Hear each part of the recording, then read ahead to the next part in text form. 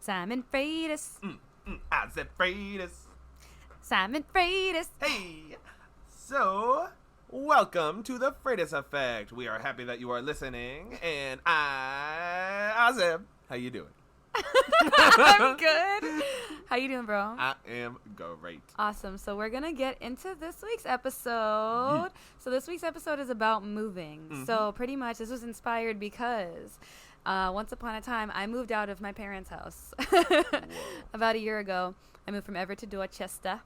And shortly after I moved, my parents decided they were going to move out of my goddamn childhood home. To Cambridge. So when they did, that meant Simon was moving. Yep. And so we thought it would be interesting to discuss our experiences of moving since it has happened at the same time and it's a major milestone / transitional period of our lives. It brings in a new chapter and ends an epic era, you know? So it's also something that everyone experiences at some point of their life. So we hope that this brings some insight into how you can prepare for this stressful ass event. Oh my It's God. like, seriously, I never really say that like, oh wow, this is really stressful, but like it really, really, really was. Moving it's like is the worst. pivotal. So in this episode, we also decided to interview some folks that we know that were also moving that you'll hear about later. Cool biddies.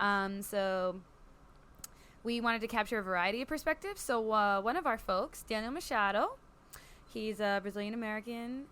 He is moving from Boston to Florida, which is a huge move, especially right after you graduate. So he just graduated college. We also interviewed our cousin and big sister, Raey. Who's moving in a much shorter distance and is in a different period of her life as well. Shout out to her for getting a goddamn promotion. Yeah. Gang, money Engineer up in this bitch. Raey. Generational wealth. Get it done. Let's go. Yeet. So Simon, do you want to do your little thing? Oh, you know it. So, how the turns have tabled. This week, it is about when I moved into college. So that was the first time I actually moved. I was born like when you guys were already moved into that house in Everett. So the only time I'd moved before then was when we moved from the apartment 6 to the 7th apartment. Was just so that Osman and I could get our own rooms. But moving into college, I know Azeb had, I knew Azeb had mom and dad come to her room, and priest came with them, and they blessed the college dorm. No other way. Yeah, I mean, how else are you going to be sent away from your parents to live alone? Right, unless you're Rapunzel, you know? Exactly. So Azeb had one roommate at the time. I had two when it happened. Well, when I allowed it to happen. Not it happened to me. So I hit up my roommates, Henry and Sean. Sean doesn't exist anymore. Bye. Oh. Yeah, no. Okay. But I hit him up and I was just like, hey guys, my parents want a priest to come and like bless the room, keep us safe from like demons. Like, could this happen? And they were like, yeah, sure. And then when it happened, I just met these people. It was like the first, like, I was literally setting the bed and all like this move-in stuff. day is like a really like nerve-wracking day because it's the first day you're meeting the person you're about to live with for your freshman year of college. In your like built-up this is the triple. most college moment of your life. And you you got know? this Ethiopian priest who's like watched you grow up your whole life. And you know just that you're chilling gonna be there. the story that they go back to their parents and be like, yo, remember my freshman college roommate brought in a priest to bless the room? Like, you already know, you Literally, know? it's So you're just- just like, okay, Plus, here we I'm go. the one black kid there at the whole UNH. Like, anyways. So, as it's all happening, Henry left. I don't know what he did, but, he was, like, having his own space. And then Per Sean, usual. Little did we know that he was gonna do this the rest of his life. You heard me, Henrietta. Yeah, you know who you are and what you do. We love you, though, kind of. This isn't a rash Henry time. But That'll come another day. maybe. So go ahead. But Sean, oh God, so Sean stayed, and he said he was Rastafarian. So my priest like fell in love with him and was like, "You have to convert him to be Ethiopian," and like Also, all let this them know stuff. that Sean is white. Oh, Sean's he's white as Johnny Winter. Like he shines in darkness. You like, just quoted Dad. I know what I did. I am his son. He's gonna hear this and be like, my son. Yep. Oh my God. But yeah, it was a wild freaking experience. I was just like, great, I'm gonna be the most unique kid at UNH to begin with, and then we're gonna do this. And also like the loudest kid in your hall, but also like Yep. it's just funny because I love that I went through it first, so you already knew. So, like, I'm pretty sure there's other, like, Ethiopian Christians or just Orthodox folks that have probably gone through this. I mean, maybe, like, Protestants do it too. Who knows? If you got religious parents, most likely this happened to you. Yep. And they're African as fuck. So, my freshman year, because, you know, I'm the guinea pig, I'm the oldest child, whatever. Of course. My roommate Alexa, my home girl from Minnesota. Heyo, hope you're listening. Yo, man, I texted her and I was like, okay, so I know this is gonna be like a lot and we've never met, but like my priest is coming over and if you guys want to stay, you can. And then so whatever. So we moved in and then Keskinder comes inside and she's like, oh, is it time? And I was like, yeah. And she's like, okay, we're gonna go get some lunch. And I was like, that's so Alexa now that I look back and think about it. But anyways, you know, all the good stuff happened, but it's great. Like, honestly, when I moved here to my new spot, I called Keskinder and I was like, yo, can you bless my house? But it's different when it's your college dorm. Yeah. Because it's like, you know, you're not going to live there all 4 years and you're like, why are you blessing this room? But also, literally, you know what? There are some demons that come after you when you are in college. Big facts. People sleep on what first generation people of color experience when they go to college, you know? For me, it was a lot of culture shock, even though I knew culture shock was going to happen because I went to predominantly white institute. Yep. But I remember having a conversation with Joe, and like Joe O.R., my boy, president, class of 2013, heyo. We were talking, and I was just like, dude, we are about to be surrounded by white people, like not have anybody that like is similar to who we grew up with. And Everett is one of the like most diverse cities in the country, actually, according to a demographical consensus article that I'll find maybe. But yeah, so like, you know, talking about it does not prepare you enough. Oh no. You know, and then I just remember the biggest disparity for me was realizing, wow, like all of my friends are Latino. Or Latinx, from where I come from. And, like, going to Simmons and looking around for the Latinas, I was like, where is everybody? And I was like, is it really that serious? Like, there are, like, this population is, like, even less than black kids. And I was just shocked because those are my people, even though, like, I'm not Latina at all, you know? No, I vibe it. UNH was the same thing. Like there was white people, there was Asian people, there was black people, and there was like barely any Latino I was shook. So yeah, just like that was like a big thing for me. Yeah. Because, you know, I come from a place where like we're dancing bachata when we go out. You know, like we about the culture, yo.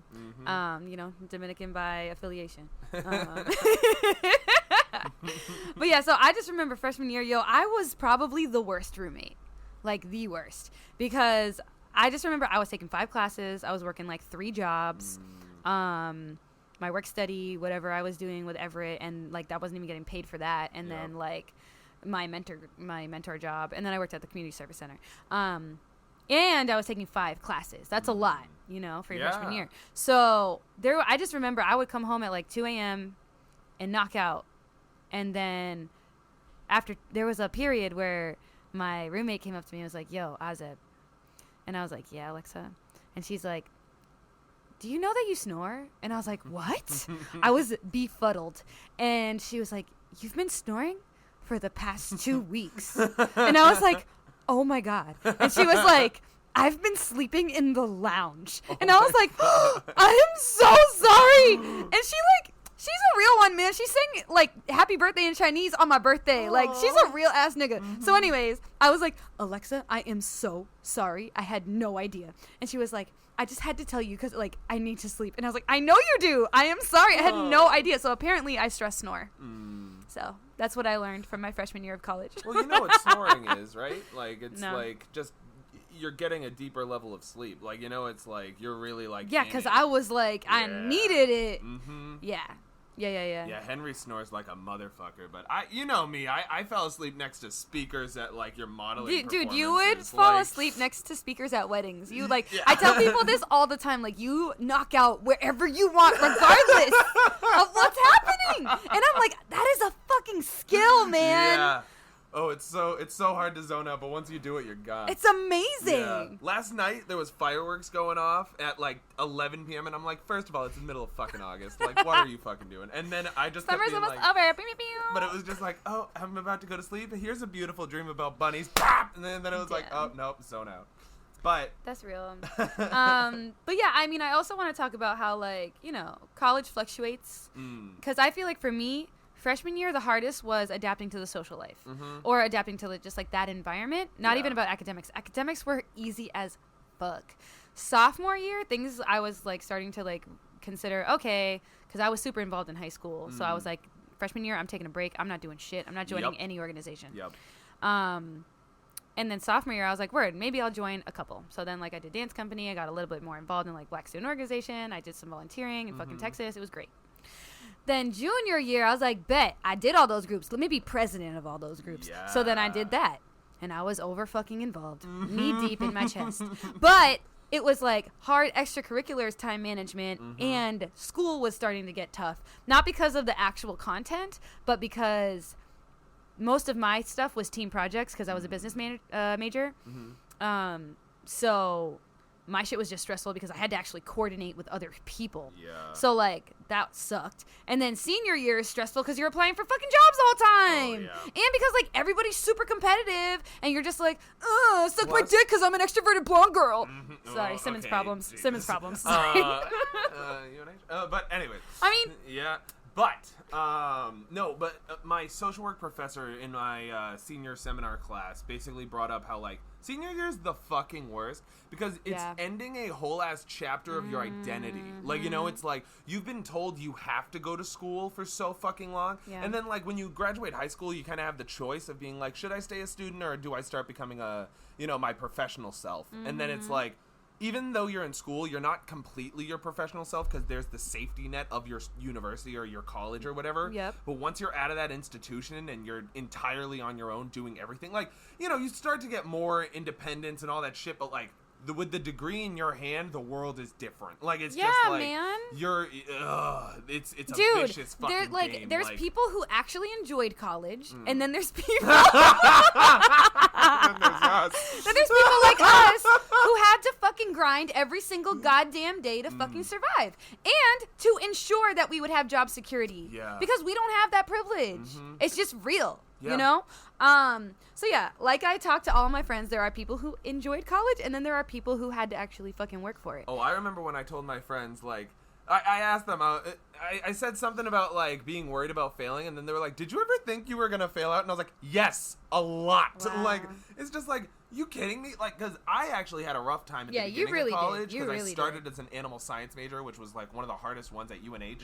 And then it just slowly was like, nope, I'm gonna figure out what kind of major I want to be. And then it was like I was still getting like A's and B's, but I was like fucking dying and all like, you know, just being in every different kind of class at once. And then I got into social work and it was like, oh, I can do this. I actually like am because like set to succeed. Yeah, it was just like I'll take credit for all of that. You and my and like, your guidance counselor. Well, whatever. Sarah Stevens, the hall director that gave me that like online test that was like, what should you do for the rest of your life? And then I was like, you should do social work.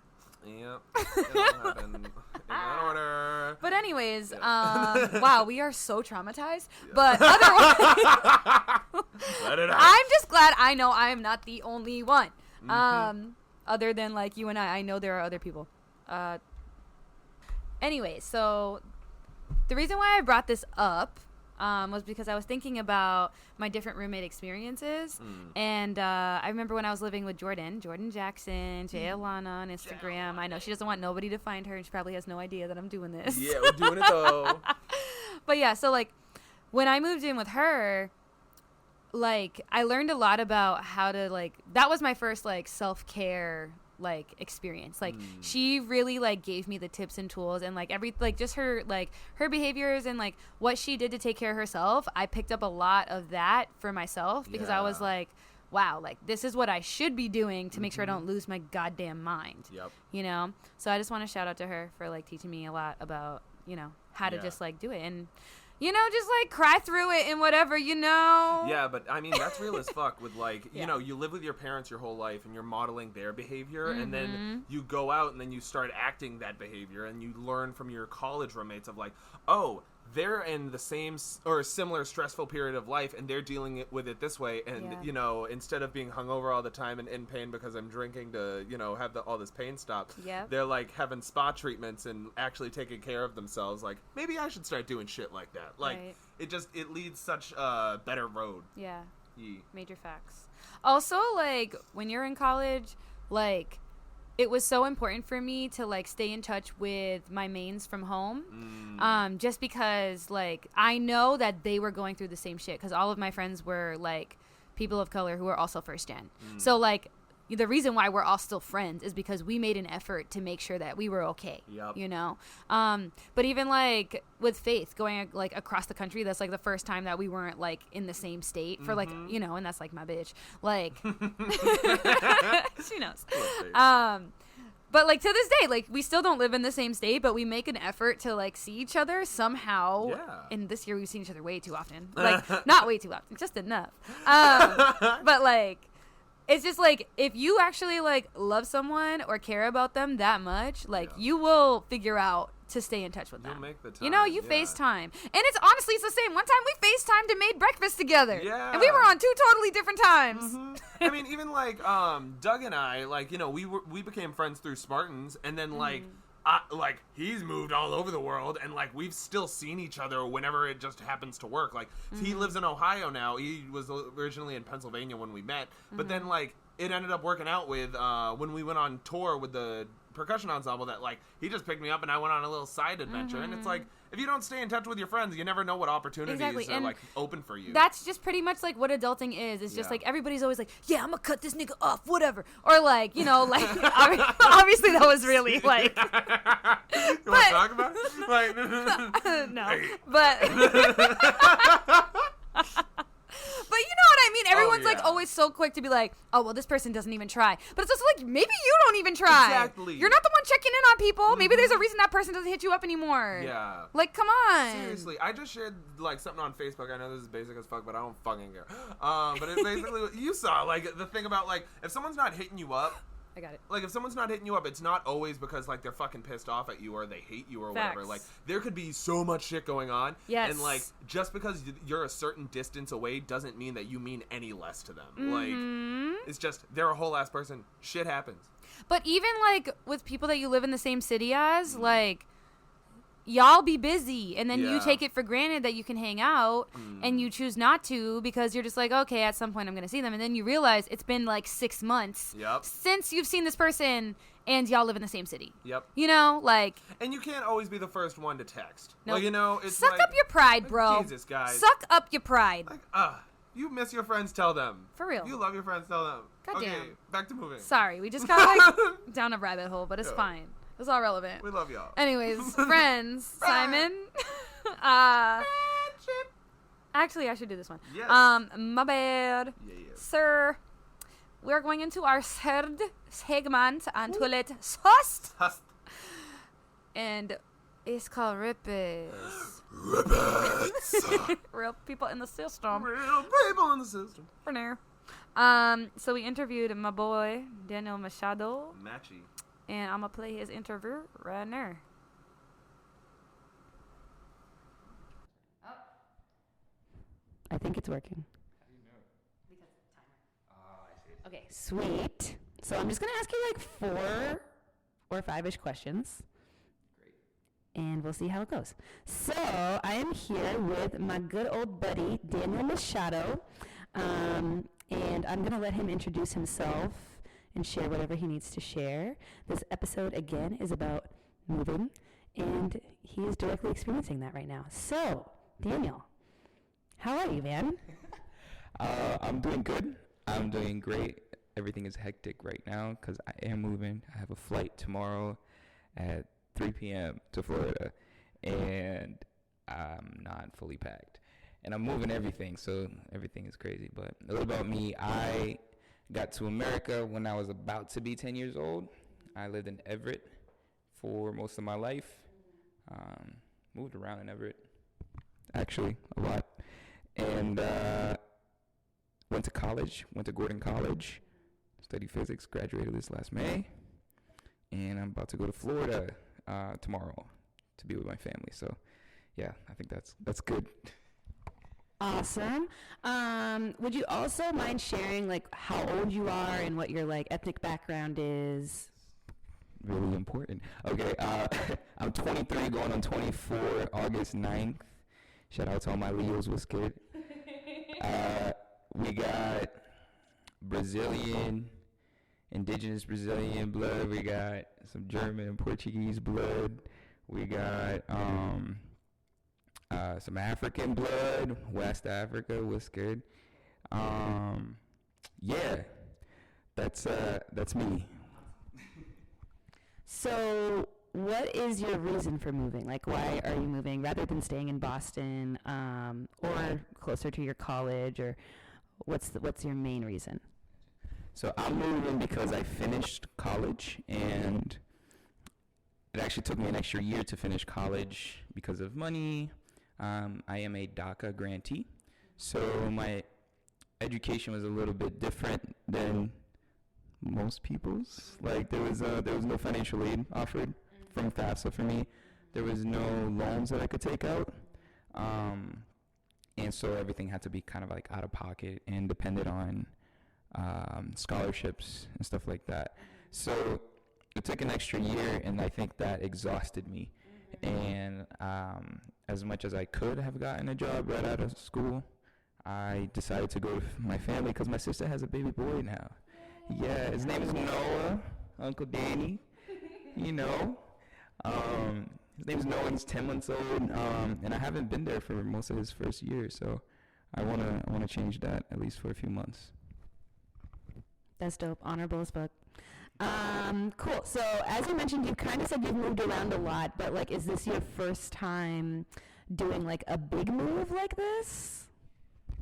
Biggest move I ever did, I didn't even realize it was when I came to America. So I was 9, about to be 10. I had all these friendships and stuff, and I thought that I was gonna move and it was gonna be temporary. And then by the 3rd week, I was like crying to my mom, like, "Where's my friend? What's up?" But I moved around Everett. I guess there's people from Everett that listen to this, so they probably know. So first house I lived in was on High Street, where Pioneer Charter School is, same street. And then lived there for a couple of years. Then I moved to Nichols Street, right in front of Little Flow. And then from Nichols Street, I moved to, where did I move to? I moved to Revere, actually, like on Florence Street, like past the cemetery or whatever. And then yeah, it's there. It's like, the cemetery is iconic. But then from Florence Street, I went to Marie Ave, in front of Abera's and Broadway. Yeah, right by the intersection. So all those moves were kind of little, you know, I got used to it. And then I kind of participated in my family's move to Florida, because they moved about 4 or 5 years ago, sophomore year in college. So I like had to help them pack the truck and pack the cars and all of that stuff. So this is, for me, this is my first big move where I do it all myself. Yeah. Cool. Yeah, it's funny how you say, like, even though they were the ones who were moving first, it still felt like you were moving because you're helping them move. And I felt the same way too. Like, I moved out from my parents' house, but then once they moved, I was like, oh shit, I'm really moving now, because now I have nowhere to come back to that I call home, right? Yeah, wild. I actually remember first time that I went back to Everett, because during my college years I was living in Beverly, and I'm still there now, but I went to Santana's just to get a burger and everything, and I was driving around and I saw all these places, and I'm like, wow, I don't have a house here no more. This feels like, I feel like a tourist. I feel like this is nostalgic now instead of just experiencing the city. It's very different. But yeah, I still claim it though. Hell yeah, Dirty Eat Pride all day. Sweet. So have you ever lived on your own, like, prior to this? Oh, yeah. Yeah. So, I mean, I lived on my own. I don't know what that, I mean, there's like different dynamics that are considered living by yourself. But, yeah, I spent the summer in Dorchester 2018 by myself. Most of my time in college, after my parents moved to Florida, I actually lived by myself, like in a little nice basement in Beverly, just for me. Yeah, so I got experience. I'm pretty confident, you know. Do you like plan on staying in Florida for a long time, like building a life there, or like trying to just like stay there to be with your family and then get a job or something? Like, what's your plan? What's your goal? What you trying to do? Yeah, I'm always telling people that I'm moving there in an indefinite amount of time. But then I realized that that's not a good word. Like, I think I'm moving there temporarily. Like I said, just trying to spend time with my family. I'm just trying to be there for my nephew. And my plan is for the most to be there is like to the end of the year. After that, like, I plan on leaving Florida with a job somewhere, wherever it is. I really mind. At least it's got to be warm. That's all it's got to be. I don't want to come back to Boston. I'm not gonna lie. Facts. Feel you, the trauma of the snow and just being a tropical human being.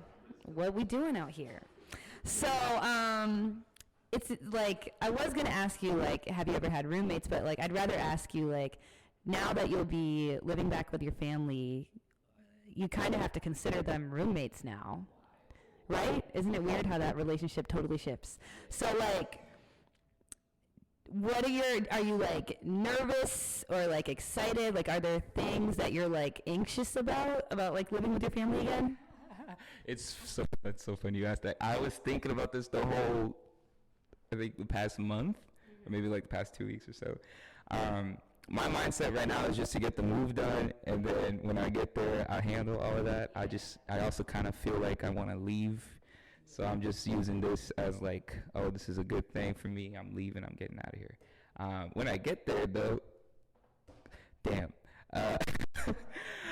It's like, I don't know. I'm still my mom's son. Like, she's going to consider me a son. She's going to consider me a child. She's going to consider me a baby. My dad is probably going to talk to me like I'm older. That's the way he goes. But definitely not like roommates. I think you have a lot more freedom with roommates. My parents are still pretty strict. You know, so it's going to be weird because, you know, living here by myself, I don't have a curfew and all that stuff. I'm grown. I'm 23, right? And so when I get there, I just want to get a job, you know, just on the side, and then slowly show them that this is the way it's going to go. Slowly, gotta be grace and love, because it's not easy, like, for parents to come to terms with the fact that your child grows and they're leaving and stuff like that. That's never easy for a parent, no matter what parent it is. You know what I mean? If there's love and a connection between the two, it's really difficult for that to go through smoothly. And I think, wow, my mom, man. Okay, so my mom, she loves me, of course. I'm the youngest of three. I'm the baby, and what happened was my brother, he became a Marine, and then he moved out. He got married. And then my sister got married, moved out. Thankfully, my sister lives in Florida, close to my mom and my parents, my dad too. And I was different out of everybody because, you know, I've been in the house since I was young, and I went to school, and I didn't know I was going to go to college until like 2-3 months before the deadline for applications. And when I left, it was just different. She thought, you know, I was going to uphold the tradition and, you know, stay at home until I get married. And yeah, that's real. Like, it's real. Evangelical Brazilian households are overwhelming, overbearing, lots of love, but damn, bro, chill. But yeah, and so when I left, it was weird. But every time I visited my house during winter break or summer break, she would see that I was changing, and I think the slow process has already begun a couple years ago. So this will be just another phase, you know? I love that. Sweet. So I guess to like wrap it up, what are like things that you're going to miss from like being in Boston or Everett, and like what are things you're kind of like looking forward to? So there was a period in time in 2018, spring semester 2018. I actually took that semester off. The previous semester, fall of 2017, I was at UMass Lowell, and being at Gordon for 3 years and then doing a semester at UMass Lowell just like gave me this new perspective on academic environments. Because Gordon is a very small school. We got less than 2,000 students who are around there. And UMass Lowell has like 17, 18,000 students or something. Really high number. So it was very different. And I realized that there's something very genuine and interesting, kind of mysterious about being in an academic environment. You don't even have to go to a class, just go to campus. You know what I'm saying? Because that made me appreciate it a lot more. And then I took that semester off, and I felt like stagnant. I felt like I've been in this role of just doing schoolwork, and I'm not doing it now. But during that time, I was in a relationship, and my ex actually went to BU, and I would always be talking to her like, wow, I miss going to school. Wow, is that the engineering lab? Wow, is that the physics class? I was like, what the hell? And then I think that's something I'll miss. I think that's something I'll miss because since I've been here for so long, in my high school, my college, we always did trips to different colleges and universities.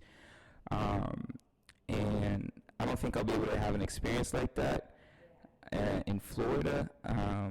I was never expecting it, but this is something that I'll miss. Like, my professor is doing research at Harvard, like holding it's basically like he's using very strong lasers pinpointed at atoms to hold them in place. So he's he's like literally there's an array of lasers that are holding atoms in the middle, like as if they're tweezers. Like the lasers are tweezers, and they hold atoms, and then they can rearrange the composition of the matter, just based on like they can change the physical composition of matter by rearranging these atoms. It's very small now, and it's very like not in large scale, but they're doing that. And I did that in high school. I mean, in college, I went to Harvard and I saw the research being done. This is like state of the art. You know, like millions of dollars have been put into this, and I just won't have that experience there. So that's something that I'll miss. Yeah. And friends too, I guess. Y'all, whoever's listening to this, yeah, you guys are cool. Yeah. But you didn't mention, what are you looking forward to though? In Florida, or just in general? Okay. In Florida, like I said, looking forward to spending time with my family, with my nephew, and I'm looking forward to just music. Like, yeah, absolutely. I got really serious about music in December. Some stuff. Yeah, there's a breakup. Yeah, no, I think music has always been there for me, and I kind of turned away from it during my relationship. Yeah. And so going back to it, I was able to obtain a lot of different energies from music. I was able to express and retain and kind of just like navigate that. And then I started producing. I started, connecting with musicians and performing at open mics and stuff like that. And that's been the most rewarding thing the past several months. So in Florida, since I won't be working for the first few weeks, I'll get started with that and get really serious. Actually, I'm gonna be releasing the track on my birthday, August 9th. Let's get it. Where can we find you? You can find me. God damn. You can find. I don't have anything. I got a SoundCloud, but there's nothing uploaded. It's all on my computer. But trust me, it's fire. It's so good because my sound is like Kodak Black. Nah, I'm fucking with you. I'm kidding.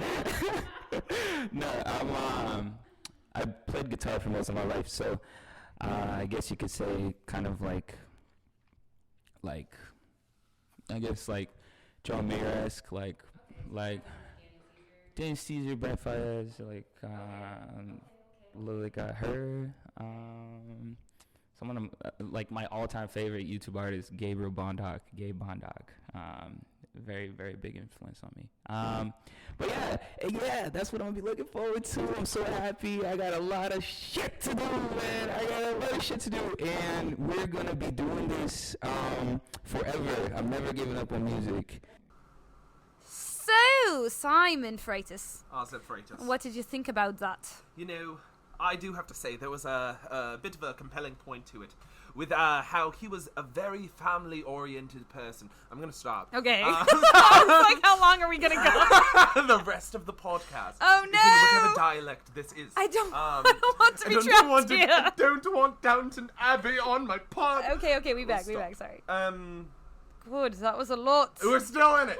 So he was very family oriented. Like, that's what I have to say. Like, everything that he said, it felt like it was, revolved around, like, and he had a very rich family, like, like rich in the sense of, like, they Cultural. do, yeah, like, Yeah. like, I don't know, like, diverse, like the Marines and, like, all that Oh, jazz. yeah. Yeah, like, there's a lot going on. And Yeah, then for but him, is that not every, like, child of immigrant story? true, you know, because they're just trying to do as Everybody much as who's they can doing to the develop goddamn themselves. most to survive. Yeah. Yep. And You heard it here, folks. another thing that I think stuck out with me was how he lived in Everett. Mm-hmm. So it's like a different perspective of someone who, like, kind of like started from the bottom, now they're here.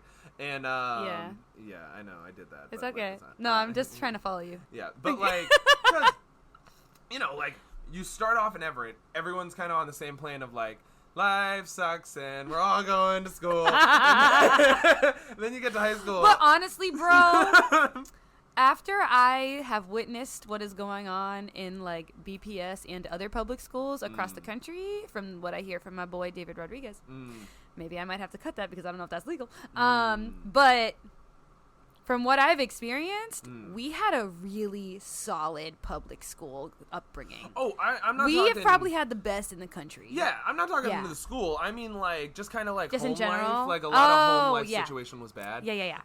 And so, like, that would kind of deter people from, like, really going for stuff in school, or, like, like, they would, like, drop out of clubs, or, like, they would drop out of school, or they, Yeah. wouldn't even think about options after high Because school. sometimes they can't, because sometimes there are students Yeah. who are working overnights to provide for their family.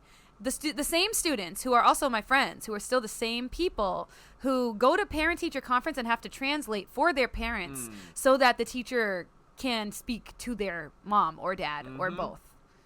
Yeah. That is the level of pressure that is put on minority students, Yep. especially first immigrant students, or like first gen, whatever. Like, the amount of stress that's put on you at that age, like middle school age, Yeah.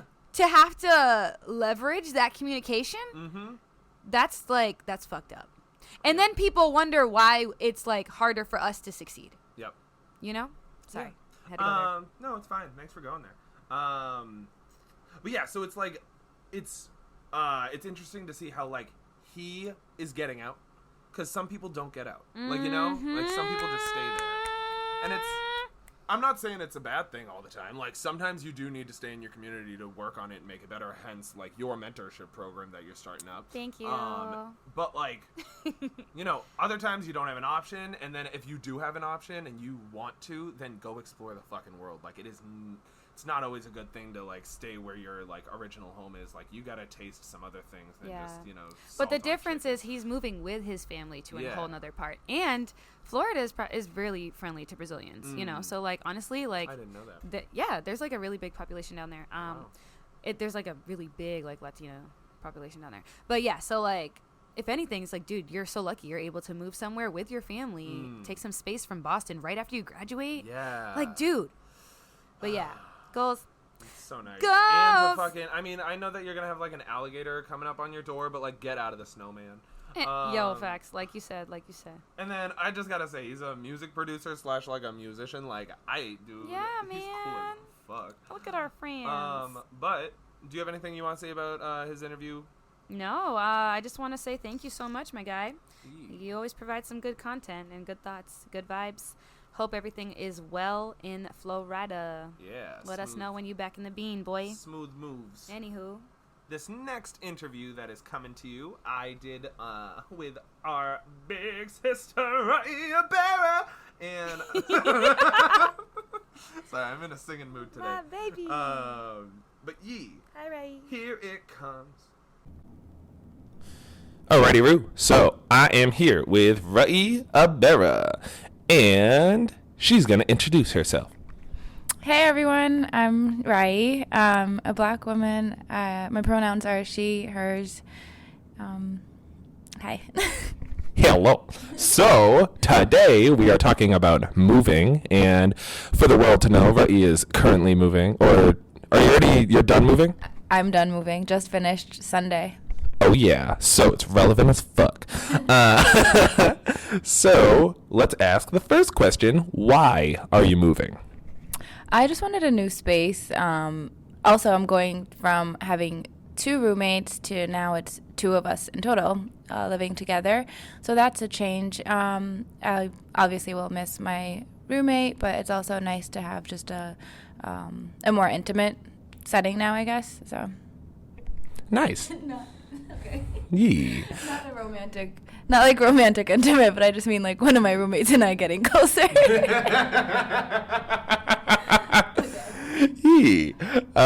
So, is this the first time that you've moved? No, it's not. This is my second time actually. But it was, I don't know, for some reason it seemed a lot rougher this time. I think it's because the first time I moved into a place that was already furnished and people were living in, so I just moved into a bedroom, whereas this time I moved, a whole home. So that's very different. Yeah. So, so this is the third time you've moved. Have you ever lived on your own? Not yet. So, do you have anything, do you plan on living on your own? Absolutely, yeah. I feel like, if you have the means, I feel like everyone, if they choose or want to, should be able to live on their own and experience that. So that's something I definitely look forward to and, wish everyone could also experience. Nice.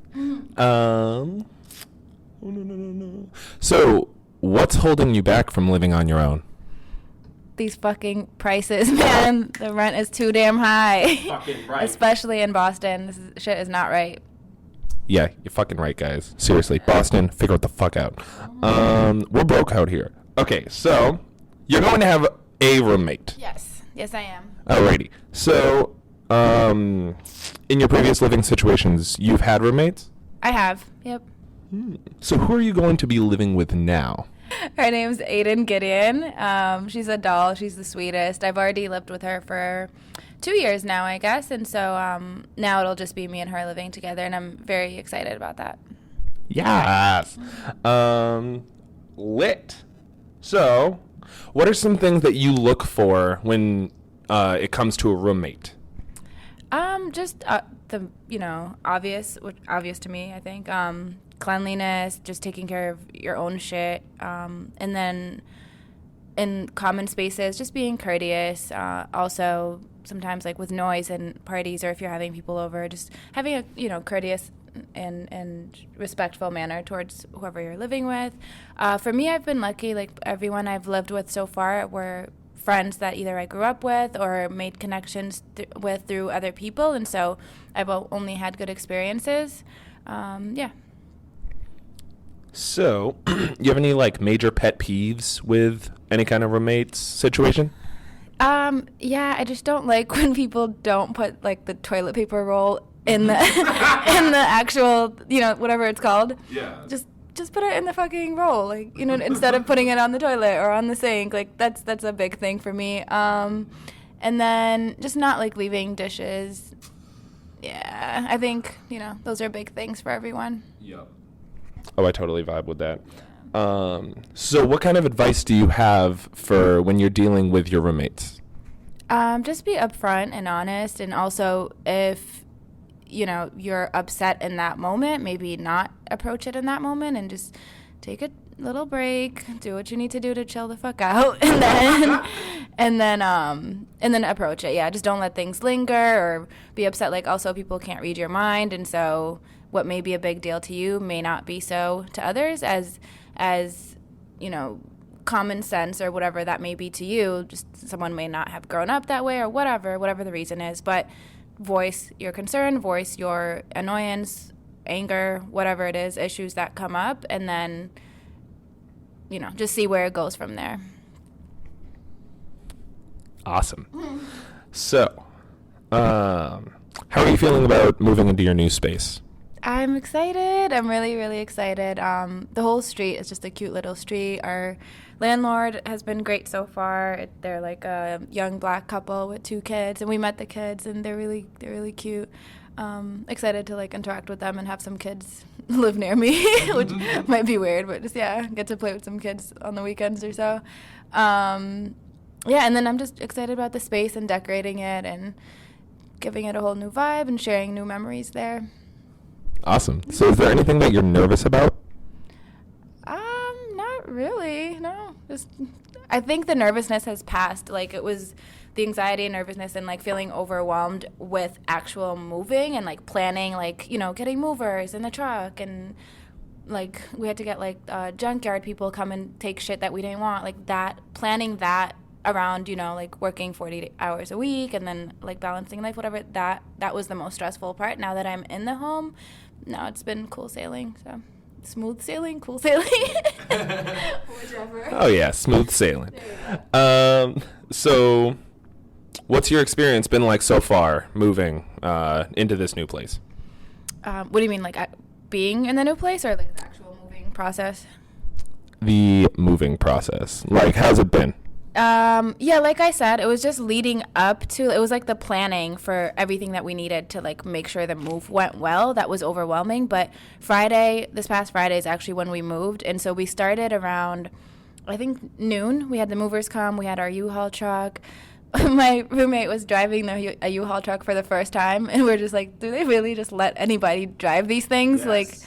They do. Yeah, that shit was crazy. It was, a couple of close calls, but we made it. Oh my God. Yeah, we made it. And now I will always just have the most patience for U-Haul drivers in the streets, because now I know what you're going through. Mm-hmm. So that was one thing. But yeah, we started around 12, and we finished moving everything in by 4 p.m. We had returned the U-Haul truck. So I think we did pretty damn good. Yeah. Awesome. And is there what are some key points or key things that you're looking forward to or you're going to miss? I'm gonna miss so I used to live in Savin Hill area, and now I'm in Roxbury, a part of Roxbury.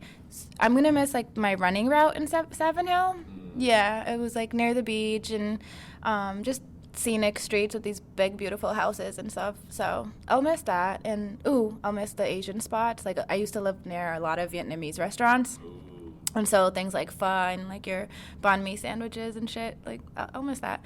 But Roxbury obviously has its own perks, and there's a lot of Black history in all the restaurants, and there's just new things to discover. Also, actually, there's a lot that I am looking forward to discovering. So awesome. Well, thank you so much, Raey. Have a great day.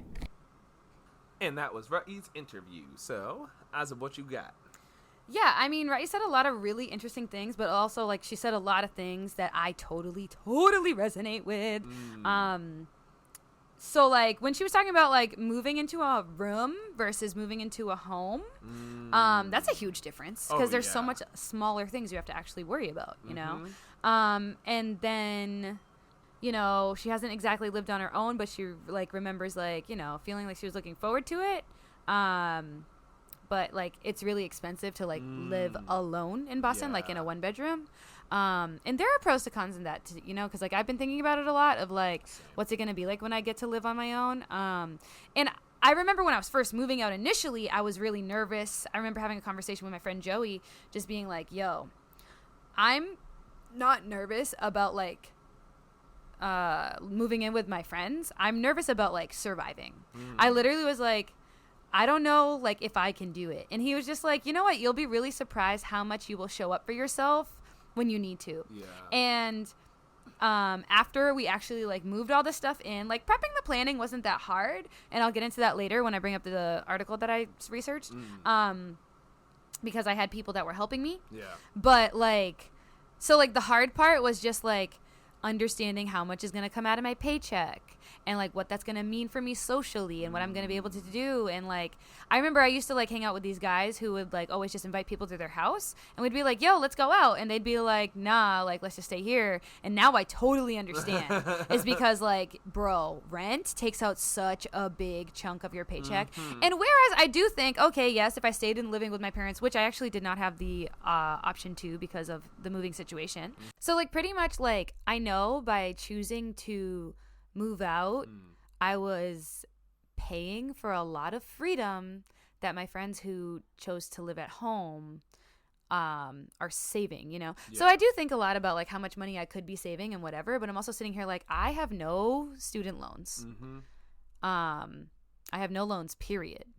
So for me to be able to move out is okay. I know I'll be saving at a much slower rate than I could be if I was like, you know, living at home. Yeah. But like honestly, what I pay for rent is so worth like the ability, and no offense to mom and dad, it's just like the freedom that I have to be able to come home and know that I'm not going to be disrupted, or nobody's going to come up in my room and just like bombard me, and like no one's going to dump their shit on me, and like I know that I can just come home, breathe, meditate, chill on my like couch and like do shit like this, like be able to like do my side projects, you know, host people whenever I want, take up as much as like room as I want in the fridge, obviously, and accommodating my roommates. But like, you know, it's just like not having to worry like, oh, does this like smell like weird or whatever, like, you know, just like the super little things. No offense to you guys, but like finding your own way of living is so important. Yeah, there's so much mental health that you get regained when you have your own freedom. Because you also, it comes from, we move to college, we get independence, we figure out living on our own, then we move back to our parents, and we lose a lot of freedom. And we lose everything that you just like, got. Yeah, and you're just like, whoa. And that's another shock. And then it's all just fucking explosive until you figure out, okay, cool, I'm just gonna... Because you're a totally different person than the person you were when you once lived with them 4 years ago. Yep. Yeah. So now I spend a lot more time secluded, like, from my parents, because I find that, you know, I'm way more independent than what I was in high school. Like, I don't need to always be around people and like hanging out with people. And mom always gets mad because she's just like, you come home so late, and then even when you come home, you don't hang out with me. And I'm like, okay, well, first of all, I'm an adult and I need sleep. Second of all, I love being alone now. So like, sorry. Yeah. It's real. Yeah, you change. Yeah. So anyways, I thought it was funny how, like, Simon, when you were giving this interview, you literally just sounded like an investigator. You were like, so who do you live with now? I was like, okay, chill.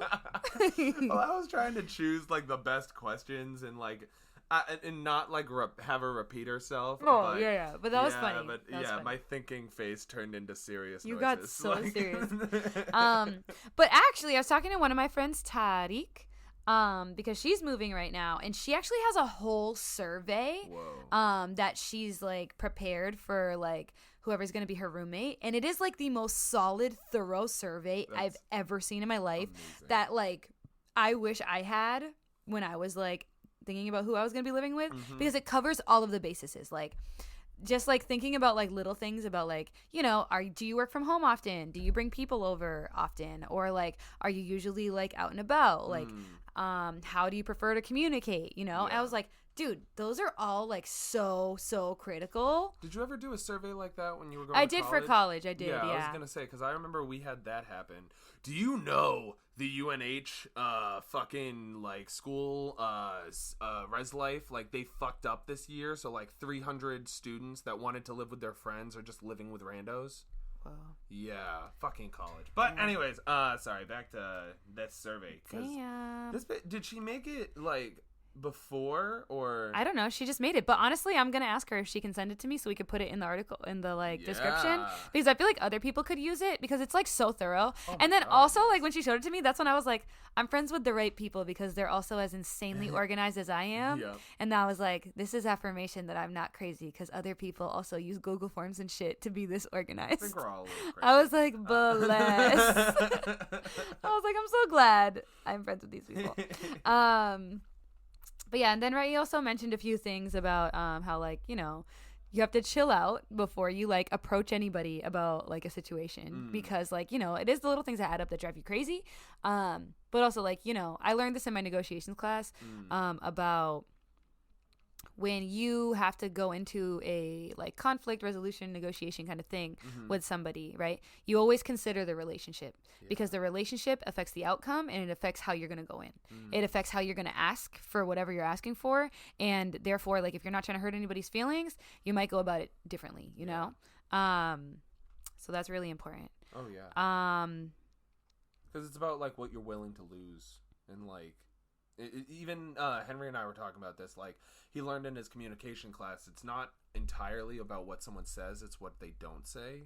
So like, it's when you're in that moment of like, okay, I have so much to that I'm feeling here, but what's the most important thing to get across right now? Yeah. Like, yeah, but She also mentioned a couple of things about like how like her and her roommate had to drive a U-Haul. I feel like everybody kind of goes through this because Camilla had to do it too, which was funny. I wasn't there for that, but I know it was funny. And then when she was talking about things she's gonna miss, like her running route and like the food places, I was like, yo, when I move from here, that's gonna be the top two. Because first of all, Cocoa Leaf, faux life. Oh my god. Whew, goddamn. Yeah, that's one thing I miss about coming to Dorchester super often. Like, Man. no Cocoa Leaf in my life. Love Cocoa. And my running route is pretty dope just because like I get to go down the slide into the running route.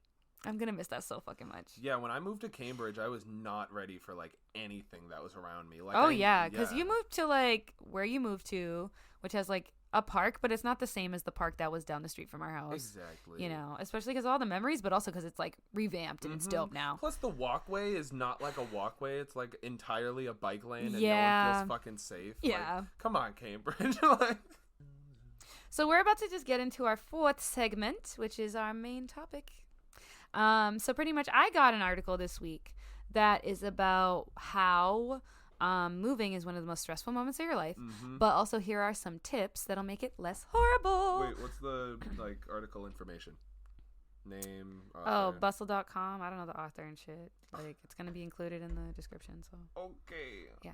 Fine. Anywho, so some of the tips include forwarding your mail earlier. This is criticale. Because my hospital bills still get sent to the house, and people should not be opening them. Cough, cough. Mom. Mother. But also, along with forwarding your mail earlier, also make sure that you remember to register to vote in wherever you may be moving to, or just changing your like address information so you know what district you belong to. Yeah, because also jury duty will get sent to the wrong place, and you don't want to get fucking arrested just because you don't answer jury duty. That just happened to me. I didn't get arrested, but like it just got like resent, and it was like, please fucking answer, and I was like, okay. Yeah. But yeah. Other tips include organizing your items so that if you need to reassemble them, do it in a way that makes sense. That's easy. And also like put the things that you need, for example, like your toothbrush, your wine opener, a lighter, whatever, on top of like in a purse or something that you are going to use often, rather than putting it in the bottom of a box. Other things, donate your unused items, hire help or ask your friends, and like, do whatever you can afford. Find your friend with a truck. Yeah. For real, no. I mean, moving was super cheap for me because like I got to use like mom and dad and you, and like a lot of my friends were able to help, and that was like great. And I didn't really have that much stuff to move anyways. Make sure that you turn your utilities on like ahead of time. So for example, your Wi-Fi. It's gonna be rough for you to not be able to like not have Wi-Fi, because when you come home you realize I have no surfaces, I have no television, I have no Wi-Fi, I'm using all my phone data, I can't go on my laptop. Yeah, and your phone as like a mobile hotspot only works for like a day, and then it all sucks. So really make sure you set that shit up. Last but not least, just really make sure that you take your time. Thinking things through. Rushing really won't like help you, so just like it saves you a lot of time in the end game, and it's easier for you to just like curate your home and make the space that you need it to be. Yeah. Also, Azab, did you say the thing about taking photos? You can bring that up if you want. Well, I think that's important for like if you don't, like if you kind of want to have like the same vibe as like the other place that you're coming from, and there's just a bunch of shit put in a box and you don't know how it fits on a table. Like I like to kind of just bring things and be like, all right, this is my space. This is how I like set up, and I don't know. I think it's good for if you want things to be the same. If you want to make a whole new world for yourself though, in whatever room that you're moving into, then do it. Whole new world. Don't you dare close your eyes. Can you start this? Because I just did it. I'm gonna start the next segment. Okay. So let's talk about some reasons for moving out. Azab, what was number one? Well. Mm-hmm. Honestly, for me, it was just, it was time. I had a full-time job. I had my best friends who were also ready and eager to get out. But also, us three, we were a unique trio of women, because we are, yes, the Migas, but also like we are the people in our family that our parents like rely on the most. Or like our siblings, like we know that we are the rock of the family, and a lot of that tends to happen on women of color, and we decided it is about time that we take some time for ourselves. Sorry family, love you, but also we deserve space to be able to be our own person and be our own people, and to serve ourselves and to be a little selfish for 5 minutes, because it is your early 20s and you have every goddamn right to be, especially if you don't have children and you just got a degree and you worked your ass off to bring pride to the family. Hashtag Mulan. No dishonor on your cow. But yeah, also it was just like it was just time. How about you? Other than for the obvious reasons. Yes. Well, obviously I haven't moved out of my parents' house yet, but I think one reason for like me, I'd say like a reason. Can I talk about a reason why I'm not moving yet? Send it. So I kind of came at an impasse of I now have my full-time job. I've been working there a few months. I was able to save up, like a hefty amount of money. And then I was like, I could either get a car or try to move. And, there's a lot of pros and cons with that. Yeah. And I wouldn't be able to do it alone. I didn't have anyone that was really ready to move out. Like the people I was planning with, like, like you're not ready to move yet. And then Henry just stepped down from his position at like wherever that fucking shitty bar was. So like, like the people I was planning on getting a place with, it wasn't optimal time. And I figured, fuck the MBTA. So got a car, and now I kind of see it as an opportunity to kind of, it opens like the places I could move, because now I'm not tethered to the train. Like it's just like I can literally like, because you can go anywhere. I can go anywhere. I can drive myself. Well, anywhere. within a commutable distance that you're willing to sacrifice. Exactly. But like I could move farther away from Medford so that I could still drive to Tufts and pay less for rent or something like that, because Cambridge and Belmont, like all that area around me is super fucking expensive. So I'd say that's some of my reasons for not moving, but I definitely want to get my own space for all the reasons that we've said about, being your own person and the independence and freedom that you've lost when you come back. But it's fine. But yeah, for me, when I think about how long the process was, honestly, we were pretty lucky. It only took us like 2 or 3 months ish, and considering us three were pretty fucking busy. But we had a realtor, and we were willing to pay the realtor's fee just because like she was so helpful. And like we saw a lot of shitty places that we looked up online that we were like, thank God we have this realtor. Just because like, yeah, man, like she just took everything we needed into consideration, and like knowing us, like we just like none of us had time to ever just like, even when we did go look at spots, like the only spot that like there was a couple places where we all looked at spots together, but like, did you like look on Craigslist? Yeah, like everywhere, Yeah. I mean, because that kind of stuff sucks. Like when I worked at the homeless shelter, like that was our main way of like getting people connected with apartments, other than like housing authorities and stuff. But yeah, it's just there's just shitty fucking apartment after shitty apartment, and then even if they're good, then like you have to be the perfect candidate for that apartment, and like Yeah. And there's, I don't know, there, as much as people say there isn't, there's always some kind of bigotry or like some kind of bias that goes into like why they won't give it to you or, you know, why someone else gets the apartment over you. But yeah, that process is just, it's horrible. It takes forever. And people are always just like, it's just funny how quick people are to be like, oh, like, how come this is taking you so long? And it's also like, what the fuck are you doing? Leave me alone. Yeah. Everyone's on a different track. Yeah. So anyways, we have a question here that is, did you have any support or pushback during the process of researching and physically moving or acclimating? Yeah, I mean, in terms of support, my support was my team, which was me and Kellen and Camilla. In terms of pushback, yeah, it was rough because it was just constant, why are you leaving me, Azeb? From my parents. Like, sorry, y'all, but that's what it was. And honestly, that's kind of the reality of, like, a lot of people when they move. It's harder, especially in Ethiopian households, to imagine, especially, like, you know, from old school, is just, like, the woman doesn't leave the house unless she's getting married. And for me, you know, I live in America, I have a degree. Yep. I can afford to live on my own. Obviously, mom lived on her own at some point. Yeah. Mom decided to leave the country that she lived in to come to live here, far away from her parents. Just saying. So that if I move to another city, it is not the same as moving to another country. Do you hear the spoken word? Okay. Just had to say it.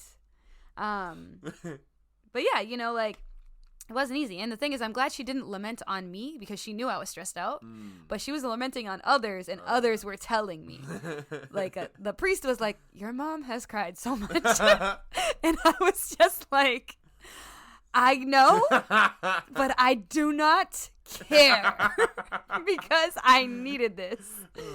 Oh, man. Because you've also cried so much. I have also. I, too, cry.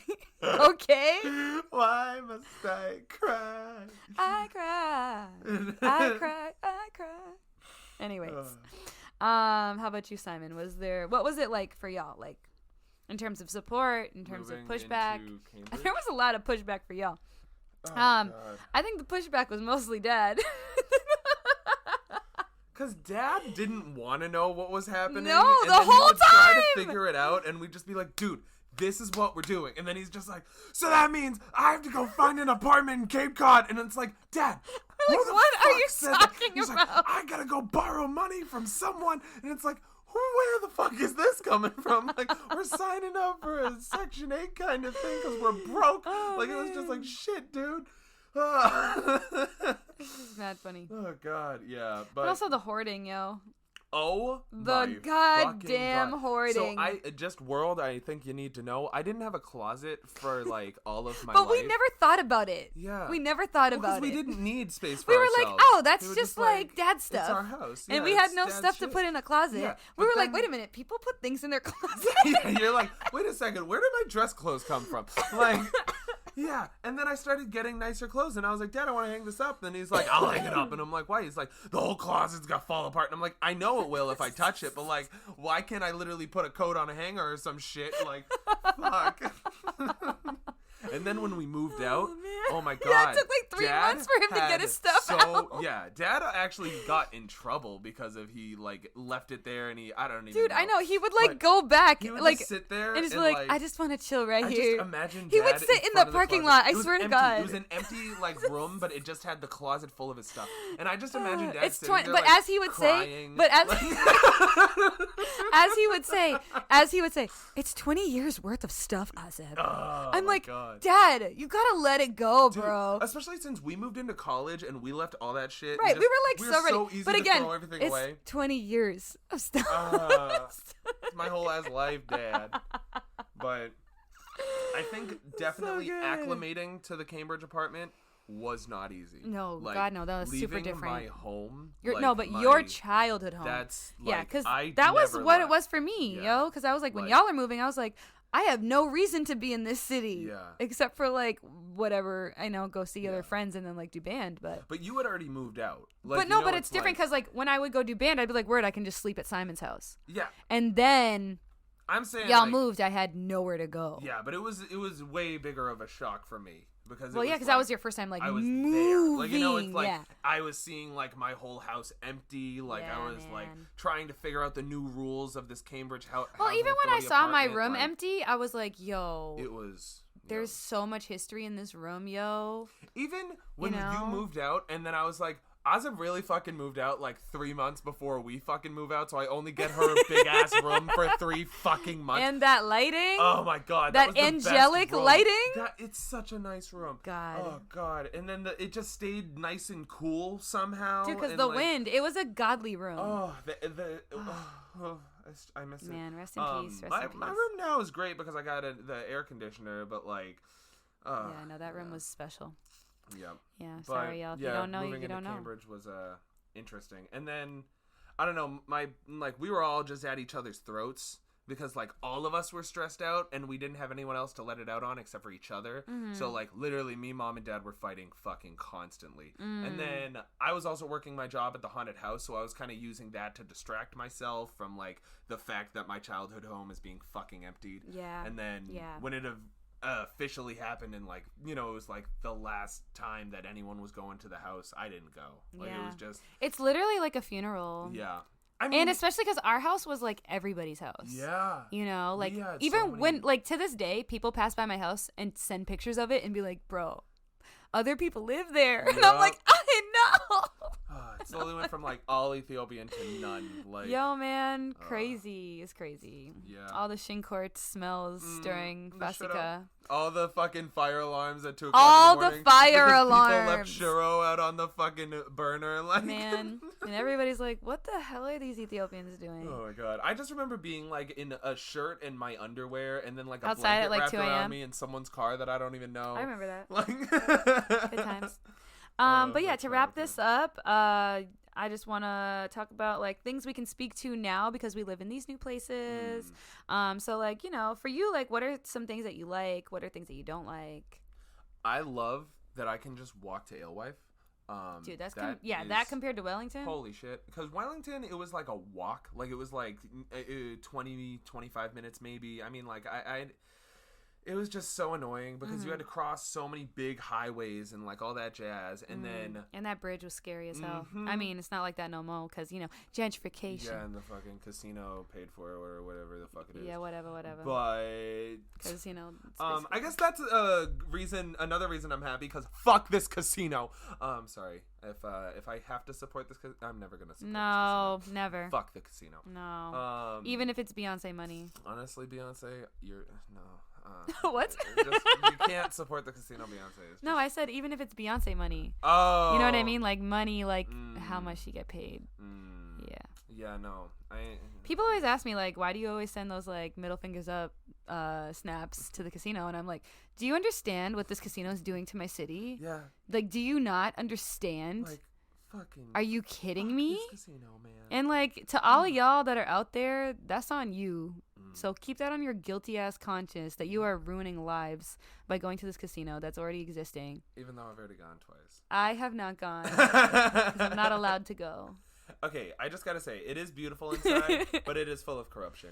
It's so fucking I would expensive. throw up on it's it. Just, yeah. No, but literally, But like, I fucking hate that casino. watch Like, out. it just, everything it's doing to Everett, like, the classes have changed to be so that students are learning how to be, like, how to go Yeah, and so work they in the can go casino. work. It's a And as much- pipeline. as much It as is it's a saying, fucking like, Oh, it's pipeline. turning Everett into a more vocational program. I'm like, no, you're just teaching But are kids these for- long-term jobs that Yeah. you want your kids to be doing, to be trapped in this city, to not be able to do anything for themselves? Because we do have vocational schools around us, and we have a beautiful music program. We have a theater program that's getting cut to Yeah, pieces. right. We have, you know, it's like all the like artistic outlets that actually help students succeed in school are being fucking thrown away just so that Yep. they can learn how to fucking shuffle cards. But the administration has actually changed like the whole like system so that kids who like may not be best suited for college can at least go into a trade school, you know what I mean, and have like those kinds of skills.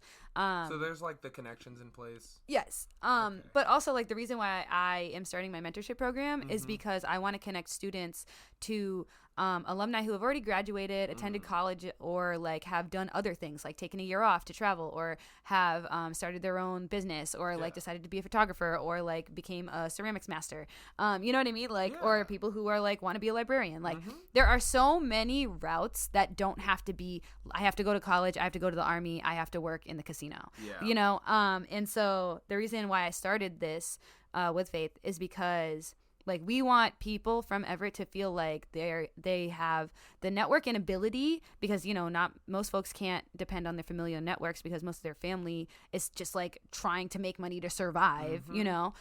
So you know it's hard to find that guidance right within the household. Yeah. Whereas if you can depend on your community who can easily uplift all of these like you know like first generation students before they all get pushed out of this city that has one of the greatest public school like systems in the fucking country. Like if you can like bring the city together to be able to help each other, then like why not, you know, especially when there are people who want to come back and help. Right? And it's so much better to give someone like that kind of positive role model instead of just like I feel like growing up in Everett, I saw a lot of people I didn't want to be. Yeah, like, man. You know, it's like you should. But also, like, do you ever think of like how many teachers of color you had?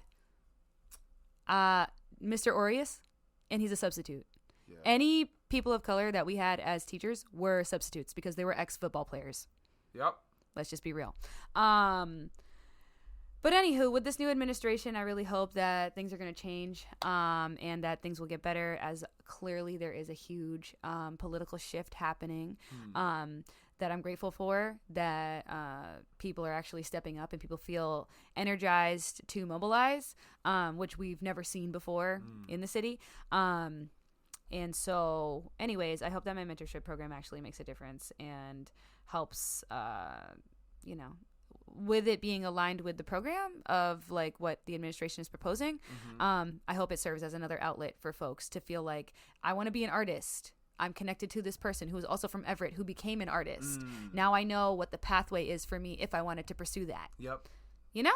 And then even stuff's opening up to Everett, like city spotlights, like, you know, like they recently just opened like the space for not just like Boston communities, but also for the Everett High School students to be a part of that, you know, artistic program that both of us got to teach at. Like, it's so great. Like, So anyways, you want to get into these key takeaways?